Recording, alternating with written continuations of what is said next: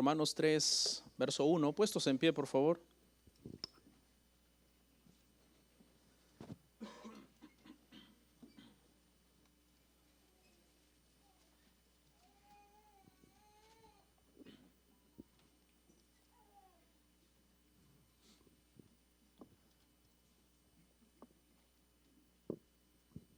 Romanos capítulo 3, versículo 1.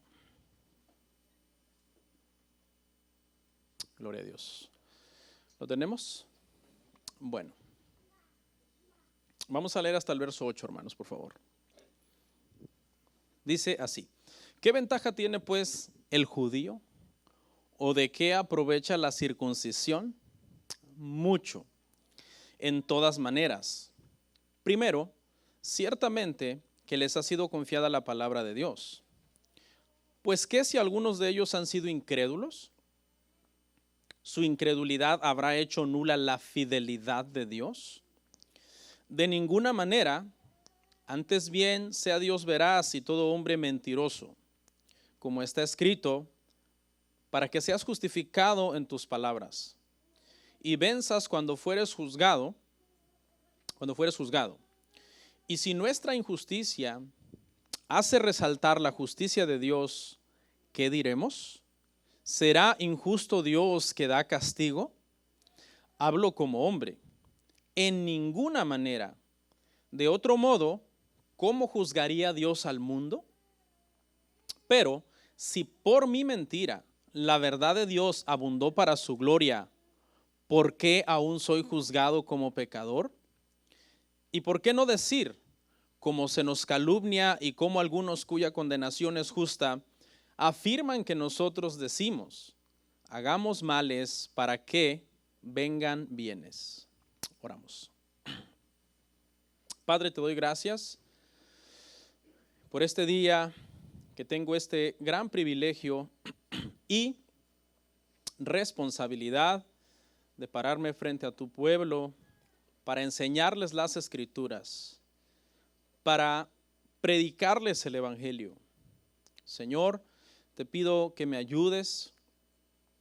Tengo mucha necesidad en este momento de ser sostenido por tu gracia y por tu amor, para hablar con denuedo tu palabra, con sabiduría, y esta pueda llegar, Señor, a cada corazón. Que la vida de mis hermanos y hermanas aquí presentes esté preparada para abrir, Señor, las Escrituras y abrir su mente y estar receptivos a ella, Padre. En Cristo Jesús, amén. Amén. Pueden sentarse, hermanos, gracias.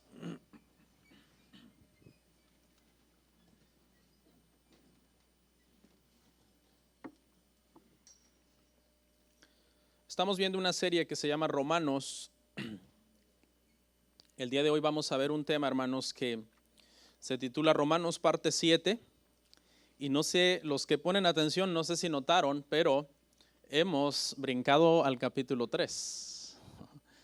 Y parece nada, pero ahí vamos. Ya pasó el capítulo 1 y el 2, y ya gracias a Dios, el día de hoy estamos en el capítulo 3.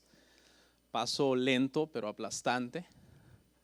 Y pues con la ayuda del Señor esperamos terminar todos los temas de este libro, que tiene 16 capítulos, ¿ok?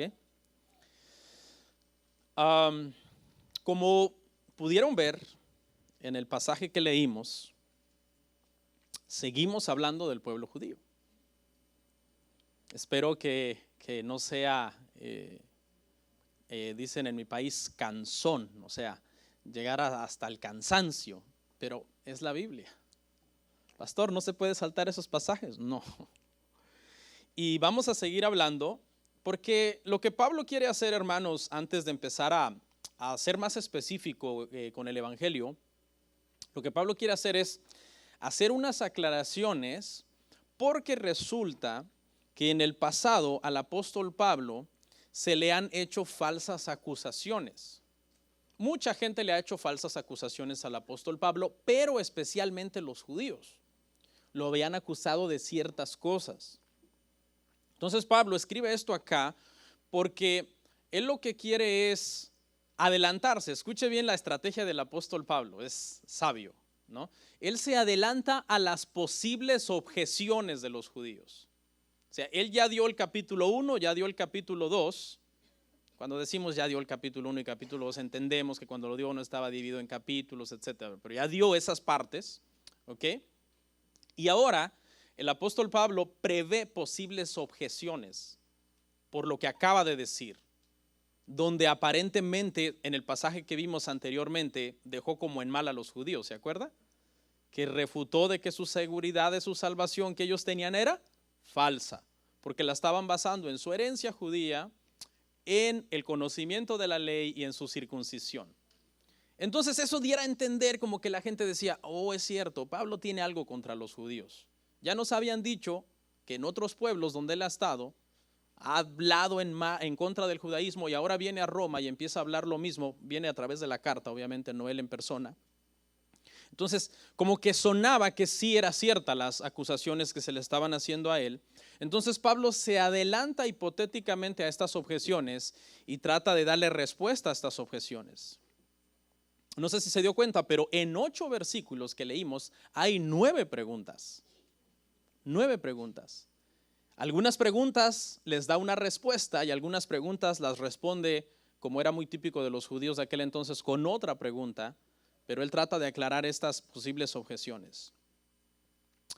Ahora, en el tema del día de hoy, hermano, lo que se habla es, a grandes rasgos, si usted quiere hacer un resumen de todos los versículos, el tema es la ventaja de ser judío. ¿Cuál es la ventaja de ser judío? Porque Pablo está adelantándose a una objeción que le están haciendo. Bueno, Pablo, entonces tú dices tantas cosas tan fuertes contra el judaísmo que pareciera que ser judío es algo malo. Yo no pedí ser judío. Yo nací siendo judío. Entonces, ¿para qué me estás atacando de esa manera? Entonces, Pablo acá, hermanos, en este tema, pone en balance las cosas para que los judíos entiendan que él ama a los judíos. Él quiere que entiendan que él ama la ley, que él ama a Dios, que él ama la palabra de Dios, que él ama las tradiciones y las costumbres del pueblo judío. Quiere poner en balance para que no digan, no, solamente pasa dándonos duro. Y entonces ahora Pablo dice, no, hay muchas ventajas en ser judío. Ser judío es muy bueno en muchos aspectos. El pueblo judío, hermanos, es uno de los pueblos, yo creo que el más sufrido en la historia de la humanidad. Han sufrido, hermano, abusos terribles a lo largo de toda su historia. Yo creo que es la nación que más ha sufrido en manos de los gentiles. Entonces hay que poner esto en contexto para que no suene, hermano, que somos nosotros antisemitas, ¿no? Antes de analizar nuestro pasaje, le voy a hacer un recuento del sufrimiento de este pueblo. Y para empezar, actualmente, hermano, geográficamente es un pequeño país rodeado por potencias militares que frecuentemente están amenazando a Israel con destrucción, con borrarlos literalmente del mapa.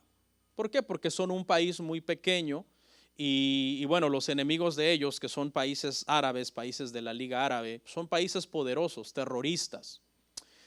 Y ellos creen que pueden, ¿no?, destruir a Israel.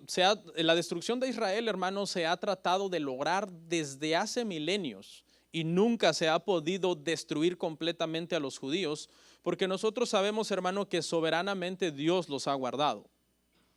Soberanamente Dios ha estado con ellos. Y para hacer un recuento así rápido, si nos remontamos a tiempos, hermano, de José, fueron esclavos 400 años en Egipto. 400 años en que su enemigo número 1 ahí, hermanos, fue el faraón, que literalmente les puso el pie en el cuello y los oprimió a un punto que dice la Biblia que ellos gemían a causa de tanto sufrimiento. Eran unos trabajos forzados, hermano, terribles, los que ellos, hermano, estaban sometidos. La esclavitud era tan grande y tan poderosa que solamente Dios los podía librar. Porque resulta que el que los había esclavizado era el hombre más poderoso del mundo. El imperio, por decirlo así, egipcio los había esclavizado. No había otro ejército que tuviera el poder como Egipto para venir a liberarlos. Era imposible. Tenía que ser un poder más allá del poder de los egipcios. Y ese poder sabemos que fue el de Dios. Dios los liberó. Pero eso solamente fue el inicio, hermano, de un éxodo de 40 años en el desierto, Y en estos 40 años en el desierto tuvieron un enemigo encarnizado, hermano, que eran los amalecitas.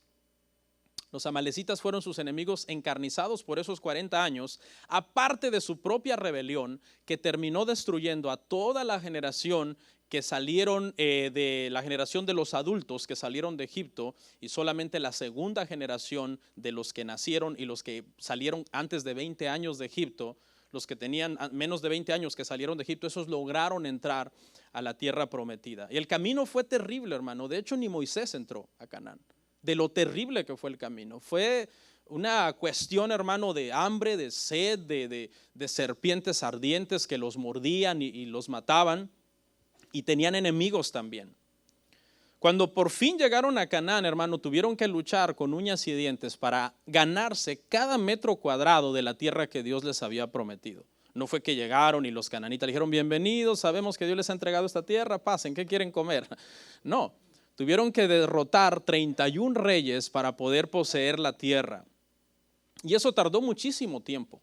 Cuando nosotros vemos la historia de los jueces, cuando nosotros vemos la historia de los primeros reyes, Saúl y David, todo eso nos cuenta también el libro de Josué, la historia de las conquistas, en donde ellos tenían que defenderse de sus enemigos que constantemente los estaban atropellando y tenían que estar peleando para ir conquistando poco a poco el territorio.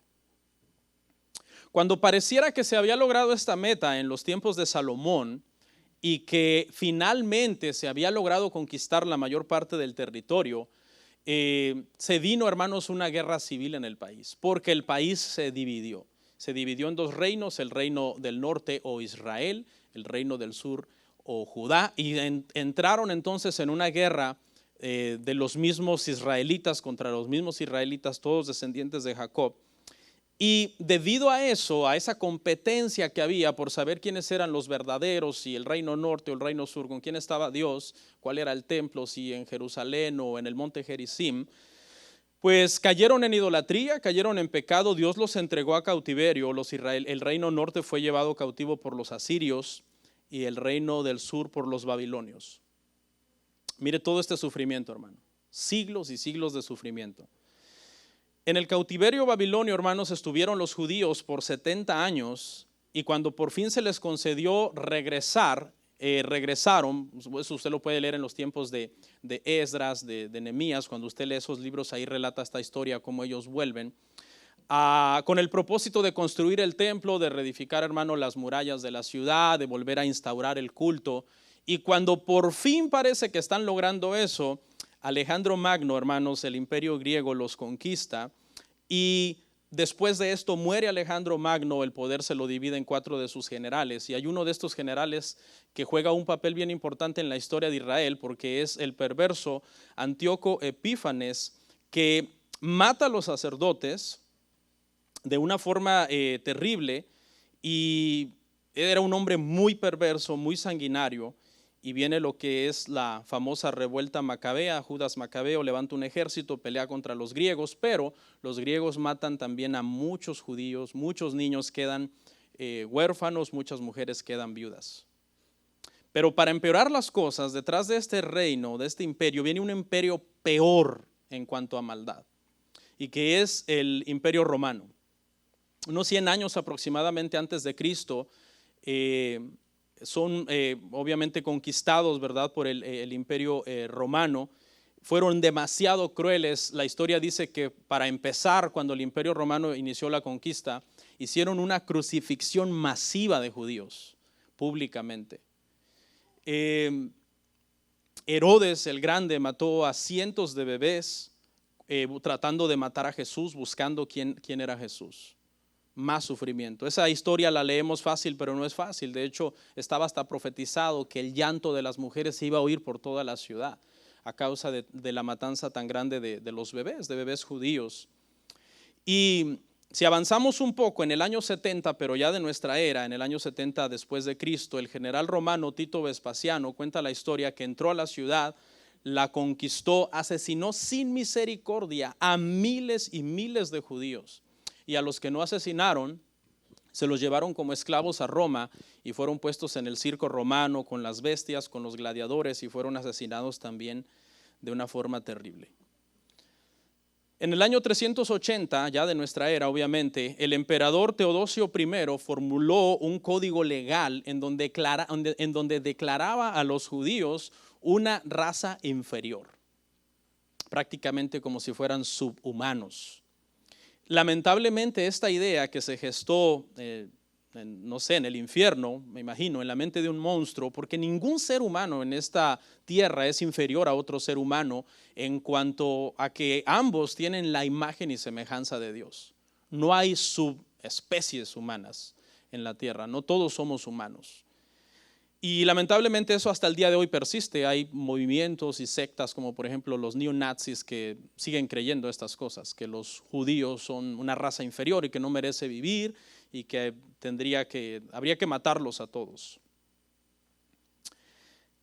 En el año 1096, hermanos, se iniciaron las cruzadas. La historia de las cruzadas tiene una meta principal. La historia de los cruzados es que los papas católicos romanos enviaban sus ejércitos para poder conquistar Jerusalén, porque era considerada la capital religiosa del mundo, estaba en manos de los árabes, de los otomanos, y entonces se hacían tremendas guerras, pero en el camino estos ejércitos de los cruzados, que se les llama, a mí me encantan las películas de la Edad Media y todo eso, mataban a muchísimos judíos por el camino, porque por toda Europa se había llegado a creer eso de que un judío era menos que un humano. Lamentablemente todos estos atropellos se le atribuyen al cristianismo en general, ¿no? Aún a los protestantes y todo. Muchas veces uno le dice a un judío, a mí me tocó hablar con un judío que fui a hacerme unas terapias, un quiropráctico, y estábamos hablando de este tema, y muchas veces los judíos atribuyen estos atropellos al cristianismo en general. O sea, no importa si tú no fuiste el que estuvo ahí, por ser cristiano, tú eres responsable de todos estos atropellos. Pero cuando se hace un estudio más minucioso y más cuidadoso del asunto, vemos que en realidad participó de una forma más específica la Iglesia Católica y los papas. En 1254 fueron expulsados de Francia. No tenían cavidad en ningún país porque se les consideraba gente no grata, gente no bienvenida. Su presencia no era grata en ningún lugar de Europa. Entre 1348 y 1351, cuando hubo la fiebre bubónica, la peste negra, se les culpó a ellos de haber hecho hechizos. Siempre al judío el gentil lo comenzó a asociar con cosas místicas, esotéricas y hechicería. Y como ellos como comunidad no padecieron tanto de la peste negra, los culparon a ellos. Dijeron, no, ellos tuvieron que haber sido los que envenenaron a todo el mundo. Y entonces se hizo una matanza terrible de judíos en esa época, hermano, en este periodo de 1348 a 1351. Y la razón era que ellos no se habían enfermado tanto porque ellos bebían en otros pozos, bebían el agua en pozos diferentes del resto de la población, porque usted sabe que ellos siempre quieren que todo sea kosher, ¿no? No van a comer algo con los gentiles o que no sea kosher. En el año 1492, para que usted se ubique, estamos hablando del año en que Cristóbal Colón descubre América, fueron expulsados de España. De hecho, hay por ahí una leyenda, ¿no?, que dice que Cristóbal Colón era judío y que muchos que venían con él eran judíos. Y yo creo de ahí se agarran algunos, ¿no?, para decir que sus raíces son hebreas, ¿no? Pero bueno, hay que hacerles un ADN. Y luego, hermanos, en 1818, miles de judíos fueron masacrados en Ucrania. En 1940, usted lo sabe, principios de 1940, los judíos nazis, el holocausto judío, hermano, provocó, se cree, la muerte de 6 millones de judíos. Cuando digo se cree, me refiero al número de 6 millones. No estoy diciendo que no sucedió, porque hay gente que dice que es un mito, que eso nunca sucedió. Pero eso está documentado, hay videos, hay fotos, hay todo un relato histórico. El número es el que de repente algunos dicen muy exacto, 6 millones es menos o más. Pero para que usted entienda, hermano, en esta pequeña intro, que ya me tomó casi 18 minutos, los judíos han sufrido mucho históricamente. Nunca han tenido una seguridad nacional, nunca. Actualmente los judíos no tienen seguridad nacional. En cualquier momento pueden recibir un misilazo, cualquier momento. Nunca han gozado de seguridad nacional. Escuche eso, que eso sobra, ¿no, hermano? Nunca han gozado, que digan, no, todo está en paz. Por ahí en el periodo de Salomón, usted sabe, ¿no?, que hubo un periodo de paz, que de hecho estaba profetizado en el nombre de Salomón, que se le pone Salomón porque significa eso, pacífico, y hubo un periodo de paz y estaba profetizado. Pero de ahí en fuera, nunca han gozado de una seguridad nacional. Pero ahora el apóstol Pablo está diciendo, o dijo en el tema anterior, que no solamente nunca han gozado de una seguridad nacional, escuche, sino que nunca han gozado de una seguridad de su salvación. ¿Sí entiende? ¿Por qué? Porque habían basado la seguridad de su salvación en tres cosas equivocadas: su herencia, su conocimiento de la ley y la circuncisión. Y Pablo les dice, no, lo siento, pero ahí no está la seguridad de la salvación. Así que no solamente no tienen seguridad nacional, sino que no tienen la seguridad de la salvación fuera de Cristo. Entonces ahora sí vamos a analizar el pasaje, hermanos. Ahí Romanos 3:1.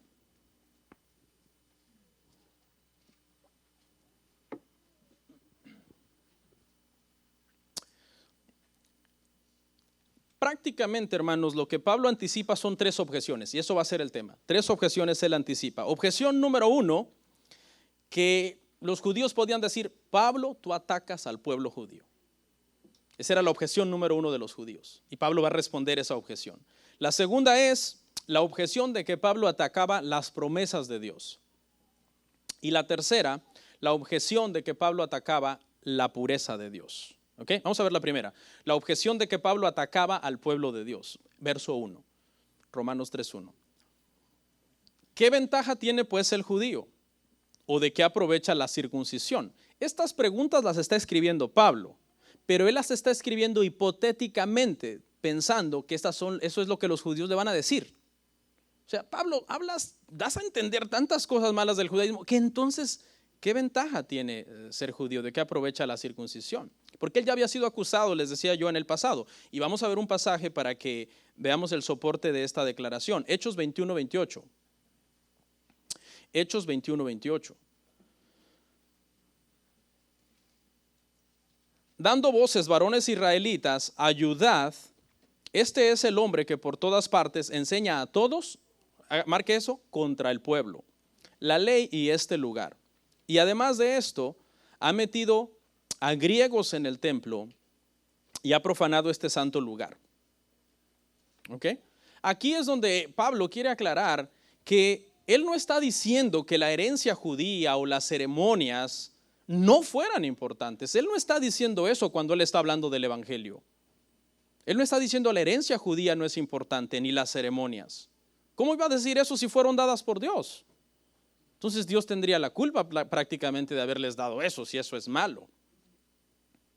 Pablo, sin embargo, lo que trata de enseñar es que no son importantes o no son medios efectivos para satisfacer las demandas de la justicia divina. ¿Okay? No está hablando mal de esas ceremonias o de esa herencia, sino simplemente las está poniendo en el contexto en que Dios las dio. No son medios efectivos para que tú seas declarado justo ante Dios. No son los medios. ¿Son malos? No. No son malos. ¿Por qué? Para darle un ejemplo, estas cosas, ceremonias y herencia, son lo que para nosotros el día de hoy, por decirlo así, son los medios de gracia. Medios de gracia como la oración, congregarnos, leer las escrituras, servir a Dios, ofrendar en la iglesia, bautizarnos, tomar la cena del Señor. Pregunta, ¿son malos? No. Pregunta, ¿dan la salvación? No. Entonces, eso es lo que Pablo está queriendo decir. No es que no es malo ser judío, no es malo estar circuncidado, no es malo que guarde las ceremonias, pero no son los medios de salvación. Eso es lo que él está queriendo aclarar ahí. Les daba grandes ventajas espirituales. Por eso, ¿qué ventaja tiene ser judío? Mucho, dice más adelante. ¿Qué aprovecha la circuncisión? Mucho. ¿Por qué? Porque eran medios espirituales para que ellos se pusieran bien con Dios. Pero de esos medios no dependía su salvación, sino de la fe con la que ellos hacían todas esas cosas. Pablo no predicaba contra la ley y contra la ceremonia, sino contra el abuso de estas. ¿Por qué? Porque los judíos comenzaron a abusar estas cosas y comenzaron a atribuirles poderes espirituales, escuche, a esas simples cosas, aunque su corazón estuviera mal. Ahí fue el problema. Que ellos pensaban que la seguridad estaba en esas cosas, aunque en su corazón, hermano, no hubiera de verdad la devoción y la piedad que se demanda como frutos dignos de arrepentimiento en todos aquellos que hemos gustado la salvación. Pablo, de hecho, como judío, hebreo, israelita, como usted lo quiera llamar, continuó observando estas costumbres y ceremonias.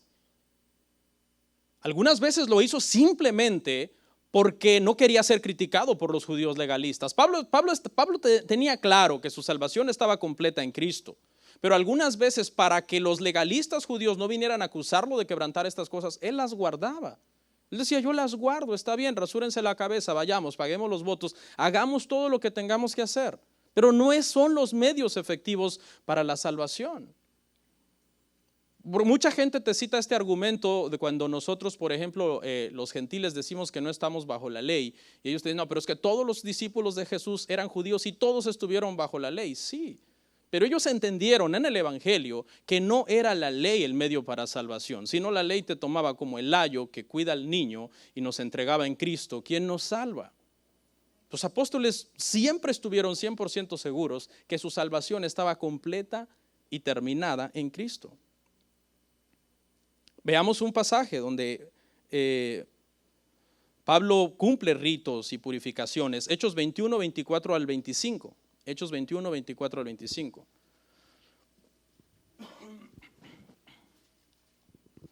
Tómalos contigo, purifícate con ellos y paga sus gastos para que se rasuren la cabeza. Y todos comprenderán que no hay nada de lo que se les informó acerca de ti, sino que tú también andas ordenadamente guardando la ley. Ahí está. Pablo guardaba la ley. Ahora ponga atención a lo que sigue. Pero en cuanto a los gentiles que han creído, nosotros les hemos escrito determinando que no guarden nada de esto, solamente que se abstengan de lo sacrificado a los ídolos, de sangre, de ahogado y de fornicación. Ahí está claro. Hay pasajes donde vemos a Pablo desesperado por ir a Jerusalén para estar ahí el día de Pentecostés, cuando lees Hechos. Pablo tenía prisa porque él anhelaba el día de Pentecostés estar allá en Jerusalén. Y un judaizante lee eso y te dice, ya ves, hay que celebrar Pentecostés. ¿Cuál era el objetivo de Pablo? Sabía que iba a estar así de gente. ¿Y qué quería ir? A predicarles el evangelio de Jesucristo. Con esto no estoy diciendo que no iba y no participaba en ritos. Aquí dice, un rito de purificación. Participaba en ritos judíos. Pero él estaba seguro que su salvación no estaba en esos ritos. Por eso es que a los judíos por eso es que a los gentiles, no se les imponen esos ritos. Y es más, las cosas que se les imponen ni siquiera es para salvación. Son cuestiones para no servir de tropiezo a los débiles. Por ejemplo, dice que se abstengan de lo sacrificado a los ídolos y de ahogado, o sea, un animal que se asfixiara. Por ejemplo, si un animal se ahogaba y moría asfixiado, no se lo podían comer. Decía un gentil que no coman ahogado, porque las leyes kosher dicen que tiene que ser asesinado de tal forma y desangrado y todo un procedimiento. Pero pregunta, si un gentil salvado por Cristo comía ahogado, ¿perdía su salvación? Claro que no, porque la salvación no está en esos ritos. No sé si me entiende. ¿Ok? Claro, no, lo manda que no lo hagan, porque es tropiezo, porque no está bien hacer eso. Aquí en esta parte consideré muy a bien hacer una aclaración, porque todos saben que, hermano, a mí una de las sectas que más me molesta son las judaizantes. Todas las sectas me molestan, los mormones, los testigos de Jehová, etcétera, pero especialmente los judaizantes me molestan más por el orgullo espiritual tan grande que tienen. Se creen perfectos. Entonces como que eso me pica un poco el orgullo a mí también y me molesta un poco, soy humano, ¿no? Pero escuche, quiero hacer una aclaración. El hecho de que yo esté en contra de que los judaizantes quieran judaizar la iglesia no significa que yo estoy a favor de que los gentiles quieran gentilizar, por decirlo así, a los judíos. Ese es el otro extremo, ¿sí? Un extremo es judaizar, que vengan los judaizantes y te quieran decir que por fuerza te circuncides. Eso está mal, yo estoy en contra de eso. Pero también el otro extremo está mal, que un gentil le diga a un judío que creyó en Cristo, demuéstrame que creíste en Cristo comiéndote una buena chuleta de cerdo. Si no te comes esa chuleta de cerdo, yo no te creo. Eso es otro error también. Ellos deben de seguir en lo que ellos son como judíos. Pero deben de tener claro que una vez que se convierten a Cristo, su salvación está completa y segura ¿en quién? En Cristo. Hermano, esto que le estoy contando parece chiste, pero esto ya sucedió. En 1492, cuando fue la Inquisición española y que hubo esa expulsión española que yo le hablo, la Iglesia Católica obligaba a los judíos a convertirse. Obligados, los bautizaban, tenían que bautizarse por la fuerza. Tenían que comer cerdo para demostrar que ya habían abandonado el judaísmo. Y cosas triviales como, por ejemplo, tenían que usar su mejor ropa el domingo, que es el día del Señor. Sus mejores prendas se las tienen que poner el domingo, que es el día del Señor. Entonces, ese es un extremo también, en donde los gentiles han cometido abuso contra los judíos. No podemos gentilizar a los judíos. Con que ellos vengan a Cristo y sepan que en Cristo está completa y segura su salvación, número uno. Y número dos, que ellos no deben imponer su judaísmo a los gentiles, eso es más que suficiente. ¿Ok, hermanos? Entonces, Pablo no está menospreciando al pueblo de Dios. Aquí vemos la primera objeción. La primera objeción es que Pablo está menospreciando al pueblo de Dios, pero él no está haciendo eso. Él lo que quiere es aclarar que la única forma de ser declarado justo ante Dios es por medio de que una persona ponga su confianza en la persona de Jesucristo para salvación. Eso es lo que él quiere que quede claro.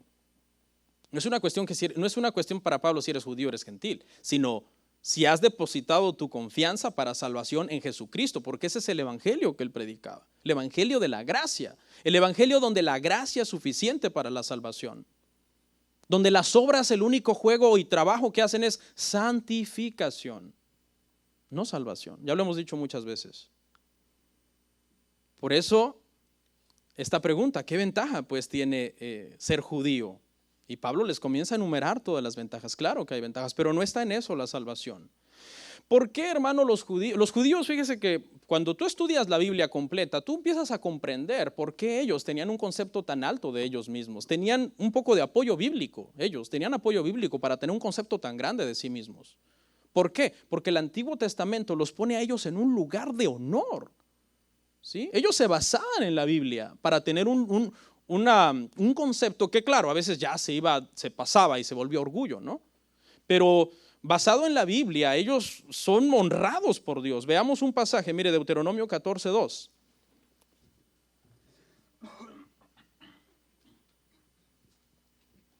Porque eres pueblo santo a Jehová tu Dios, y Jehová te ha escogido para que le seas un pueblo único de entre todos los pueblos que están sobre la tierra. ¿Se imagina? Y le estoy leyendo un verso de docenas y docenas de versos bíblicos inspirados por el Espíritu Santo que los elogian.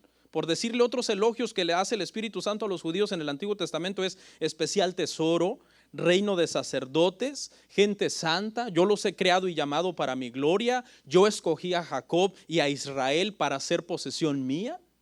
Entonces ellos, basado en lo que ellos leían en el Antiguo Testamento, de lo que Dios decía de ellos, era normal que ellos hubieran llegado a pensar en un momento, ser judío es suficiente para nuestra salvación. Lamentablemente, no ponían atención a otros versos, y que también son docenas y docenas y docenas de versos, donde Dios los reprende duramente por el pecado, por la idolatría y por la rebelión. Y eso también la Biblia, tú lees Ezequiel, lees los profetas mayores, wow. Lea el Salmo 78 hoy en su casa. Pura reprensión en contra de Israel, todo el Salmo 78. Hay pasajes entonces que ellos se basaban y decían, no, pues es que ¿cómo Pablo va a estar como insinuando cosas contra el judaísmo? Pues Pablo está mal, Pablo es un antibíblico, es antibíblico Pablo, porque el Antiguo Testamento está lleno de elogios hacia nosotros.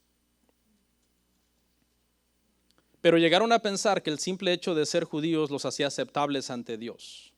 Pablo lo que está tratando de decirles es, escuche, en otras palabras, Pablo les está diciendo, ok, ser descendientes físicos de Abraham no es malo, pero también hay que ser descendientes espirituales de Abraham.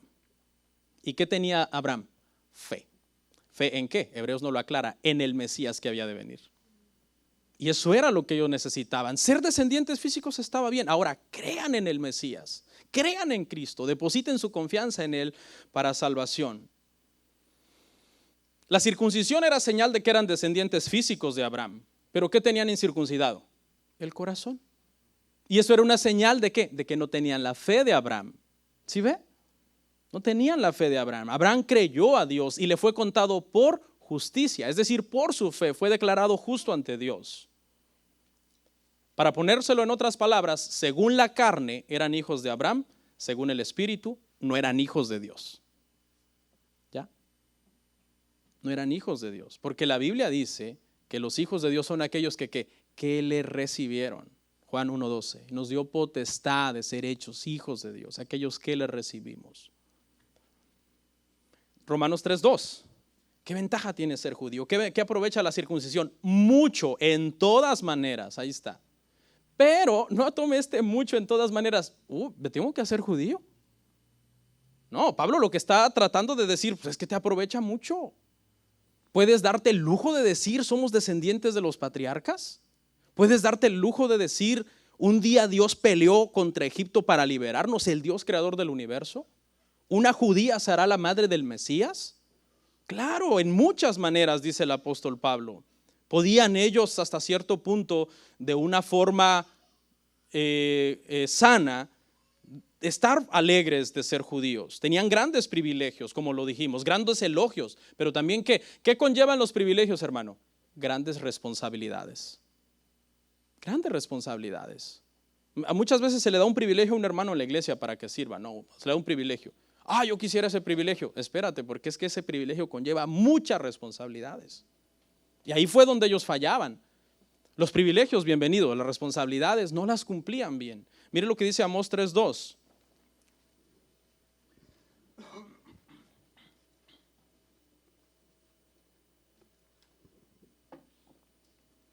A vosotros solamente he conocido de todas las familias de la tierra. Por tanto, os castigaré por todas vuestras maldades. Muchos textos los elogian, pero también muchos textos les advierten. Porque al que más se le da, dijimos en un tema pasado, más se le demanda.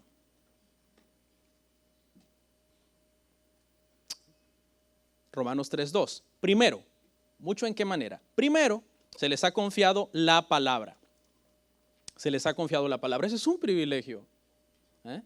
Cuando lees la parte de qué aprovecha ser judío, qué ventaja tiene la circuncisión, y luego lees de muchas maneras, no te está diciendo que te hagas judío. Lo que está diciendo es que va a comenzar a dar una lista de cosas y privilegios que Dios les dio a ellos. ¿Sí? No que tú te metas a eso porque aprovecha de muchas maneras.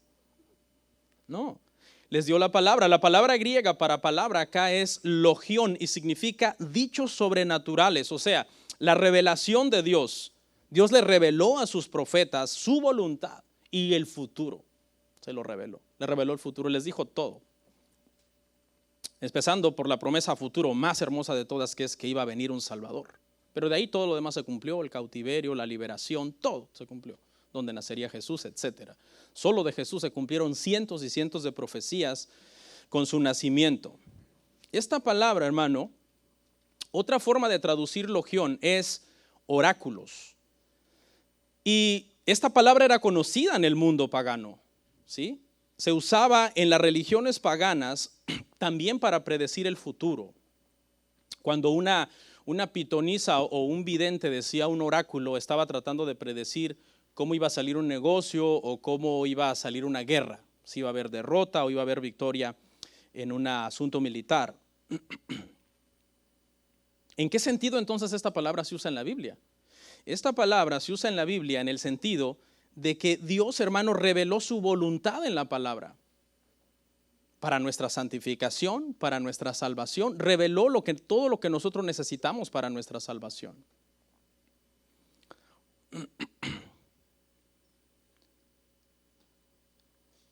Los escritores judíos habían tenido este privilegio. Dios les mostró su voluntad. ¿Necesitamos más oráculos, hermano? No necesitamos más oráculos. Mire, cuando alguien venga y te diga, Dios me reveló, Dios me mostró, cuidado. Porque, no sé, tal vez se cree que es el brujo mayor o un chamán o el niño prodigio. Porque nosotros ya tenemos la revelación de Dios escrita en su palabra. Ahora, si alguien un día te dice, hermano, yo soy una persona de oración y Dios puso en mi corazón que usted lea el Salmo 23, que Dios le va a hablar ahí, pues es otra cosa, eso yo lo permito, eso está bien. Pero ve el testimonio de la persona también. Ve quién es esa persona. De pie a cabeza, su esposa, sus hijos, vele todo. Su matrimonio, su orden, su espiritualidad. Pero cada vez que alguien viene con una revelación nueva, eso es peligroso. Eso es muy peligroso, hermanos. Alguien muy sabio dijo, si ya está escrito, no lo necesito. Y si no está escrito, es falso. Es que hay que tener mucho cuidado, hermano, porque ya el Señor, ¿verdad?, nos dio su revelación en la Escritura. Ahora, los judíos tenían la palabra, era un beneficio, y hemos estudiado en el pasado que muchos la conocían muy bien, pero no todos. Había gente que la ignoraba y no la entendía. Por ejemplo, mire conmigo Marcos 12:24.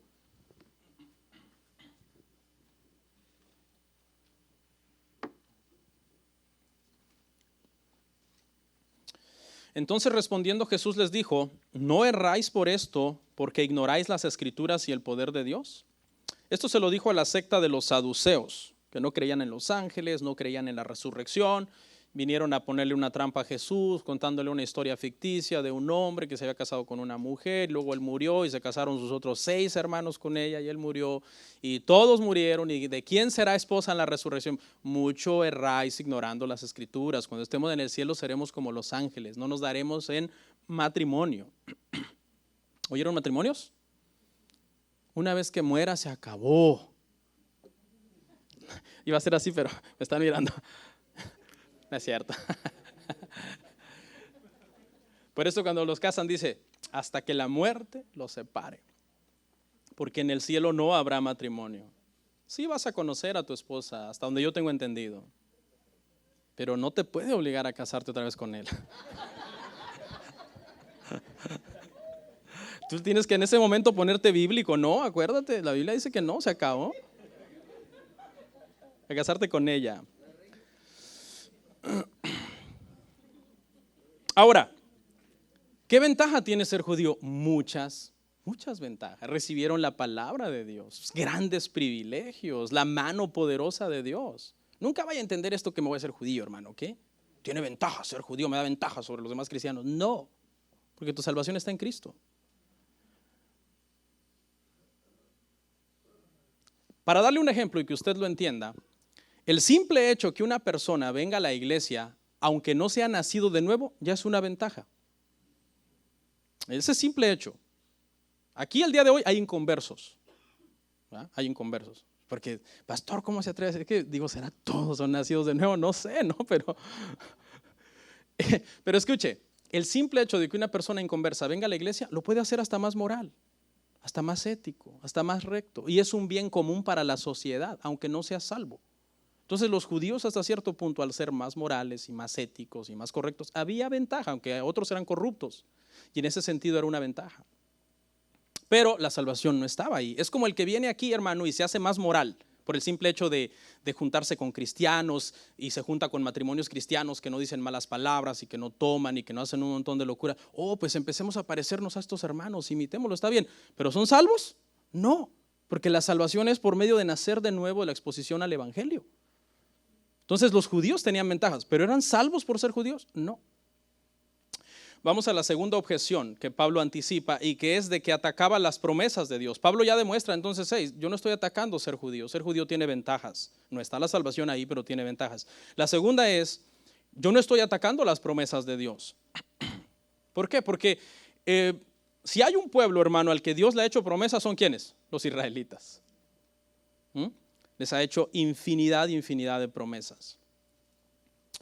Ahora, el problema estaba que ellos habían entendido que esas promesas aplicaban a cada judío de forma individual. Y la verdad es que esas promesas aplicaban a la nación como un todo. ¿Sí? Ellos habían entendido, Dios lo prometió, Dios no miente, Dios es fiel y si Él lo prometió a Israel, eso me incluye a mí. No, incluía a la nación. Pero cualquier persona rebelde, Dios era capaz de abrir la tierra y que se lo tragara vivo. Veamos Isaías 55, 6, 7.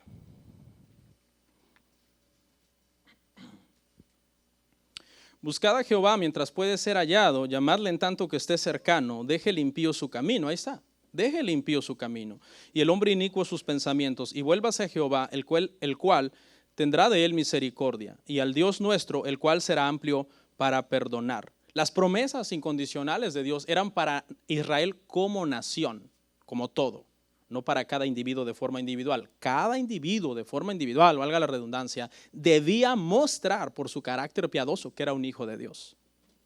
Pero como nación, claro, Dios cumplió sus promesas, aunque ellos quebraron el pacto. ¿Les prometió que les iba a dar la tierra prometida? Se las dio. ¿Eran dignos merecedores de la tierra prometida? No. ¿Por qué? Porque quebrantaron el pacto en el desierto. De hecho, si usted se da cuenta, en el desierto hay dos pactos. Uno que baja Moisés con las tablas de Dios y las destruye porque habían hecho un becerro, y vuelve a ir y le da otras tablas nuevas. ¿Les cumplió el Señor el que les dijo que de ellos iban a ser un Mesías? Sí, pero muchos lo rechazaron. ¿Por qué? Porque Dios está asegurándose de que su fidelidad permanezca a sus promesas que le hizo a ellos como una nación, pero a cada uno por individual le daba, hermano, su merecido cada vez que ellos pecaban, porque ser judíos no los hacía exentos de la ira y el juicio de Dios. Aún como nación los castigaba y los mandaba al exilio y preservaba. Por eso en Isaías dice que del vástago de Isaí retoñaría el Mesías, ¿no? Un vástago es cuando se troza un árbol, pero cuando queda el tronco, del tronco de Isaí, ¿qué pasa? Nace ese vástago, esa ramita. Creo que lo dije al revés. ¿Ya? Entonces, si se hubiera arrancado completamente, nunca hubiera nacido ese vástago, pero como solamente se cortó, Dios los castigó, pero todavía en su fidelidad regresaron. Ese vástago habla de que regresaron de Babilonia, y por la línea de David nació Cristo, porque Dios es fiel a sus promesas.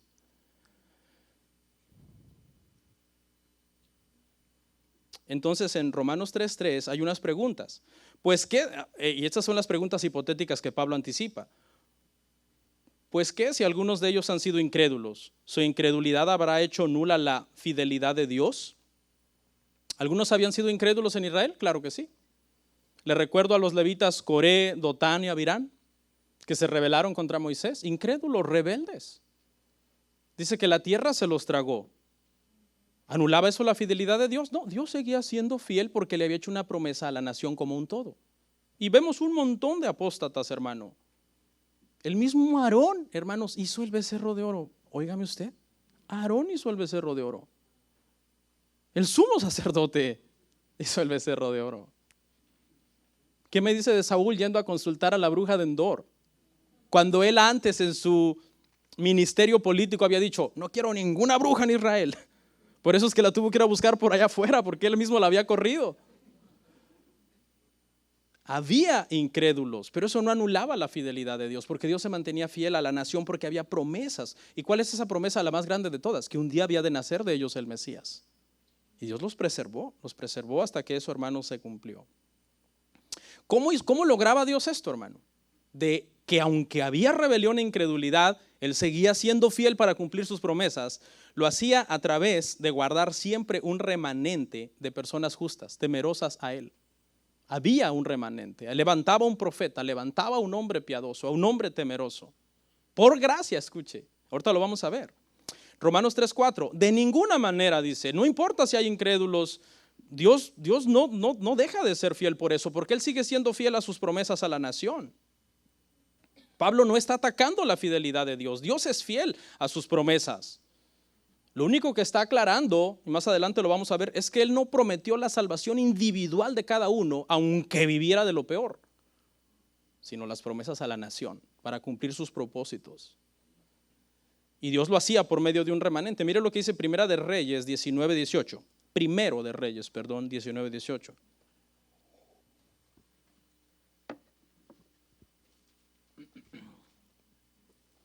Escuche. Y yo haré que queden en Israel 7,000 cuyas rodillas no se doblaron ante Baal y cuyas bocas no lo besaron. Elías creía que no había nadie fiel en Israel, hermano. ¿Se acuerda? El berrinche que hizo Elías. Caminó, dice, hasta el monte Horeb. Mátame, Señor, quítame la vida. No hay nadie que te tema, solamente yo quedo. Y el Señor le responde, no solamente tú. Tengo 7,000 personas que ninguno de ellos le rinde culto a Baal. Pero fíjese, hay un detalle, escuche lo que dice, yo haré que quede. O sea, por gracia. Por gracia, Dios movía sus corazones a la fidelidad para que las promesas que se le hizo a la nación se cumplieran. Pero eso no significaba que Dios iba a tener misericordia del pecador. No tendré por inocente al culpable, le dijo a Moisés. Y ellos creían que sí, por el hecho de ser judíos.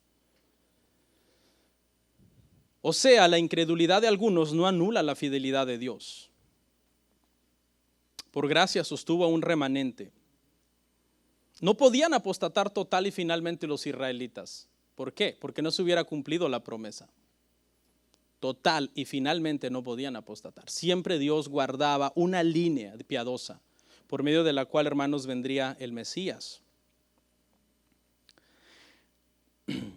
El error, hermano, en esta acusación radicaba en que los judíos habían entendido que las promesas incondicionales de Dios eran para todos de forma individual, pero realmente era para la nación en forma general. Entonces ellos dijeron, si las promesas de Dios son incondicionales para mí, yo soy judío, puedo hacer lo que quiera. Y eso fue, ahí radicó, hermanos, el asunto. Entonces, en general, hermano, en esta segunda objeción, Pablo demuestra, escuche, esto es el meollo de este punto. Pablo demuestra que él no está atacando las promesas de Dios, pues Dios es fiel. Él solo está aclarando, escuche la aclaración que les está haciendo, que Dios nunca prometió salvarlos de forma individual, aunque vivieran como vivieran. Eso es lo que Pablo les aclara. No, es que sí, Dios es fiel y Dios cumple sus promesas, pero Dios nunca les prometió ese tipo de salvación que ustedes están soñando. Eso no es así por ser judíos.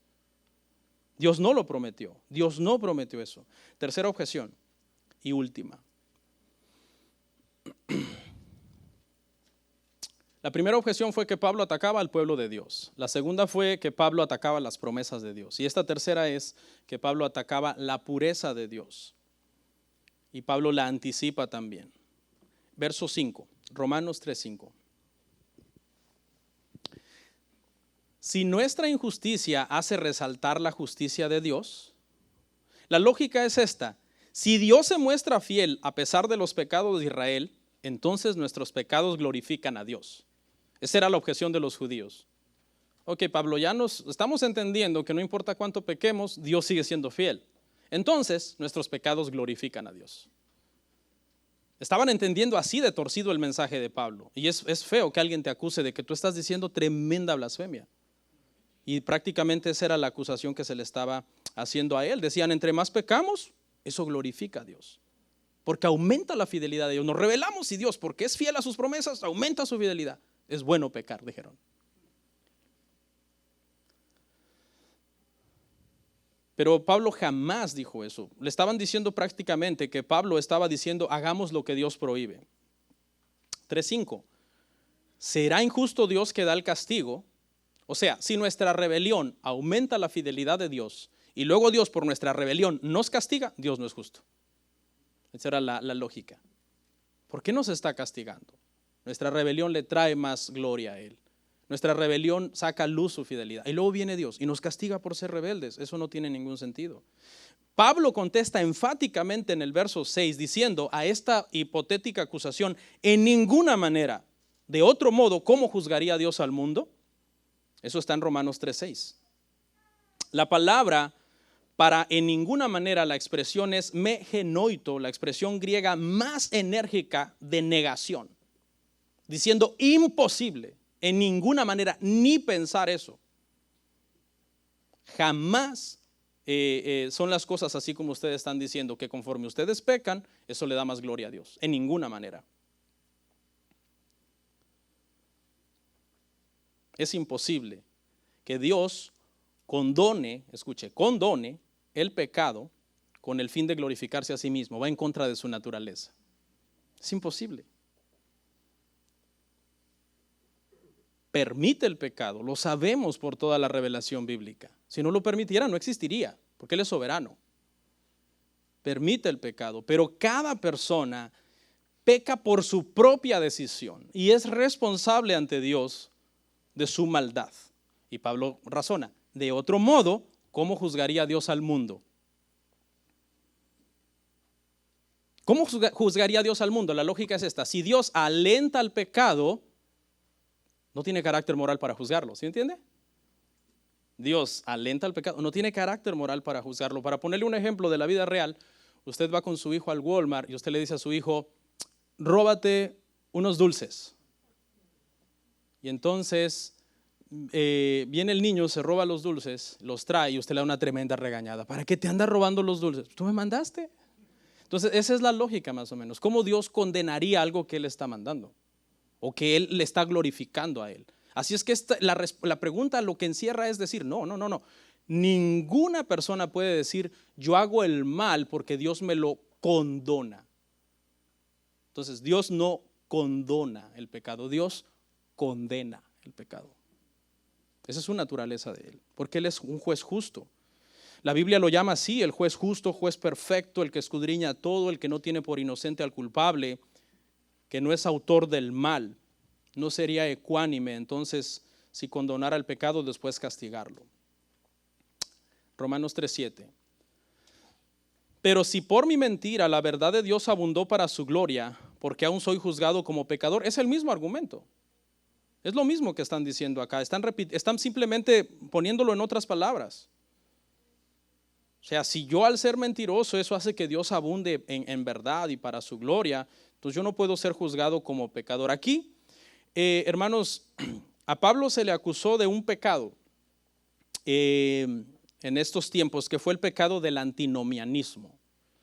Anti es un prefijo que significa en contra de, y nomos quiere decir ley. Y lo que estaban diciendo era que Pablo predicaba en contra de la ley. Y por lo general es muy común que si tú predicas gracia, te apliquen, te castiguen. ¿Qué dije? Te acusen, esa es la palabra que estoy buscando. Por lo general, si tú predicas gracia, no, es que la gracia es suficiente. La gracia es suficiente y las obras solamente son para santificación. Antinomianista, dicen.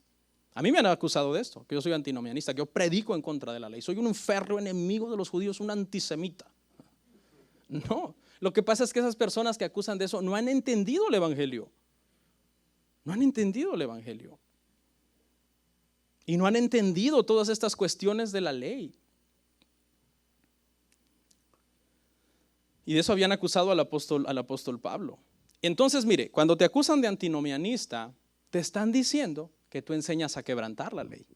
¿Sí entiende? Porque eso es lo que están diciendo ahí. Si por mi mentira la verdad de Dios abundó para su gloria, porque aún voy a ser juzgado como pecador.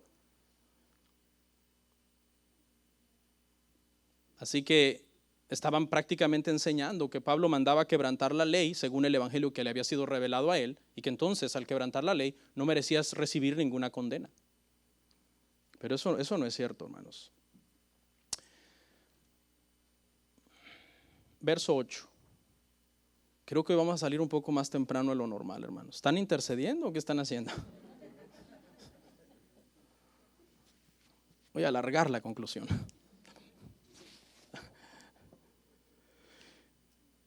Y es una pregunta, es larga, pero si usted se da cuenta, toda es pregunta. Abre signo de interrogación al principio, cierra al final. ¿Y por qué no decir? Y ahí entre paréntesis, Pablo hace una aclaración de las calumnias que hacían de él. Cómo se nos calumnia y cómo algunos cuya condenación es justa afirman que nosotros decimos hagamos males para que nos vengan bienes. Antinomianista. Una vez yo puse un post en las redes sociales de que la gracia era suficiente para ser salvo, y entonces una persona en forma sarcástica puso ahí: entonces ahorita me voy a ir a cometer adulterio, si la gracia es suficiente. Sí, ves, son acusaciones que te hacen, tratando de hacerte ver mal. No, es que, entonces le pregunté con esto y le dejé callada. Le digo: dígame en qué parte del Nuevo Testamento dice que los cristianos debemos cometer adulterio. Nunca más se contestó, creo que me bloqueó. Porque el hecho de predicar gracia no significa licencia para pecar. Al contrario, la gracia es el poder más santificador que existe sobre esta tierra. La ley no tiene poder de santificar, la gracia sí.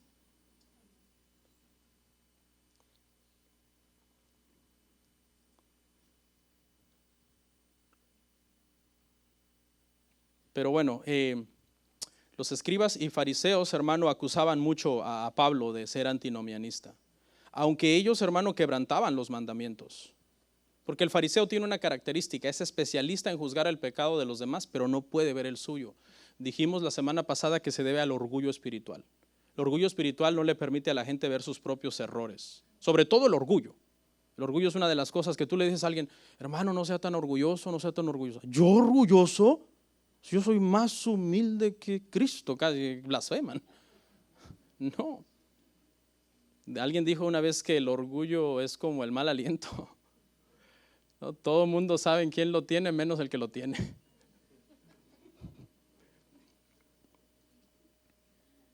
Mire lo que dice Romanos 2:1, que ya lo pasamos, va en temas pasados, pero ahora lo vamos a usar como texto de apoyo.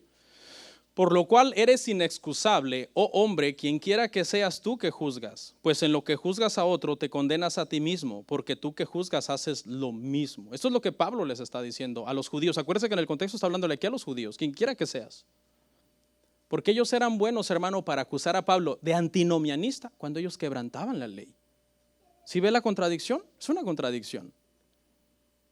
A mí mucha gente, hermano, que quebranta la ley me acusan de antinomianista. Y cuando me confrontan, lo primero que vienen es, ¿cuántos mandamientos le dio Dios a Moisés? 10. ¿Usted guarda los 10? Entonces, como yo ya sé por dónde van, porque estas personas lo que les encanta es condenar, pero condenar algo que no viven. Entonces le digo, mire, no hablemos de mí, hablemos de usted, que usted se jacta tanto de la ley. ¿Cuántos de los 10 guarda usted? Y hasta ahí llegan, porque no guardan ni uno. No guardan ni uno. ¿Sabe por qué? Porque ningún ser humano puede guardar el primer mandamiento. Amar a Dios con toda tu mente, con toda tu alma, con todas tus fuerzas, con todo tu corazón, eso es imposible. Eso no se puede lograr. Por eso es que la salvación es por gracia.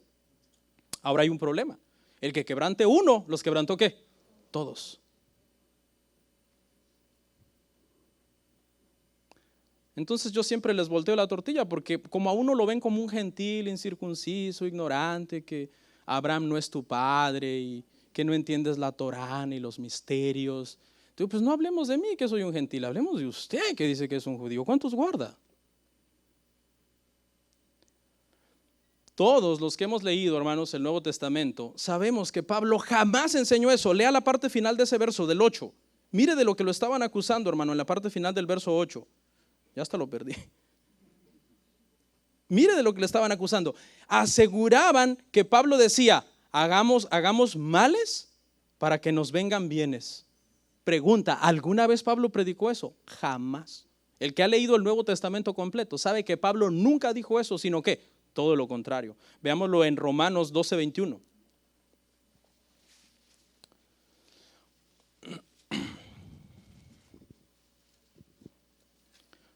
Romanos 12:21 dice, no seas vencido de lo malo, sino vence con el bien el mal. Y entonces esa acusación tan blasfema y tan desconsiderada que trataba de destruir el ministerio de Pablo y que nadie lo quisiera oír, era una mentira, hermano, terrible. Porque él nunca enseñó eso en el Nuevo Testamento. Se ganó entonces, hermano, el título de antinomianista Pablo, y todo el que predique gracia será acusado de antinomianista. Por personas que no entienden la gracia y que no entienden la ley, que creen que la pueden guardar perfectamente y perpetuamente.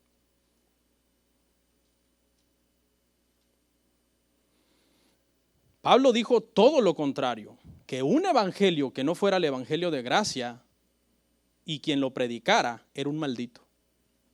Escuche, el que no predique, Pablo dijo, este evangelio, el evangelio de la gracia, es un maldito. Porque todo evangelio y toda persona que insinúe o enseñe que la salvación es por obras, le da la gloria al hombre. Entonces por eso es grave. Porque alguien podría llegar al cielo y decir, yo hice mi parte para estar aquí, guardé los mandamientos. Todos andaban allá el sábado jugando, yo no, yo estaba en mi casa ahí ante un muro. No. Miremoslo en Gálatas 1:8 y con esta cita que es la última, vamos concluyendo.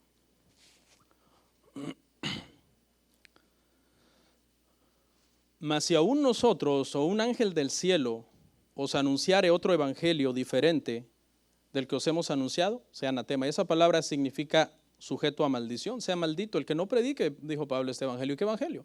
El evangelio de la gracia. Espero, hermanos, que este tema sirva como una advertencia a la iglesia de que tengan cuidado con torcer este tema. Hermano, la gente que tuerce este tema se acaban haciendo judaizantes, porque hasta tienen sus propias enseñanzas. Dice, vamos a ver Gálatas según la perspectiva judía. Vamos a hacer un estudio de Romanos, pero según la perspectiva judía. Vamos a estudiar Mateo, pero según perspectiva judía. O sea que la perspectiva del pastor Ríos ni le pongas atención, ese hombre es un incircunciso. Pero realmente no es mi perspectiva, es la perspectiva bíblica y es un sano contexto, haciendo una exégesis sana de cada pasaje.